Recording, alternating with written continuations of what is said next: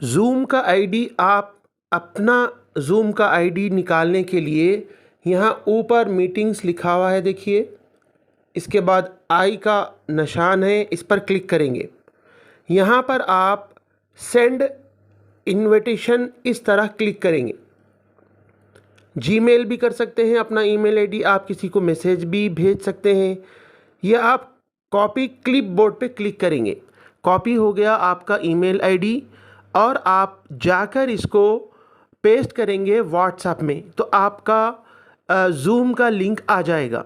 दूसरी चीज़, जब आप इसको स्टार्ट करते हैं न्यू मीटिंग, यहाँ याद रखिए ये वीडियो ऑन वाला बंद रहना ज़रूरी है और नीचे वाला जो है यूज़र पर्सनल आईडी ये ग्रीन रहना ज़रूरी है। अगर ये ग्रीन नहीं रहेगा तो अदर मीटिंग इस तरह बताएगा।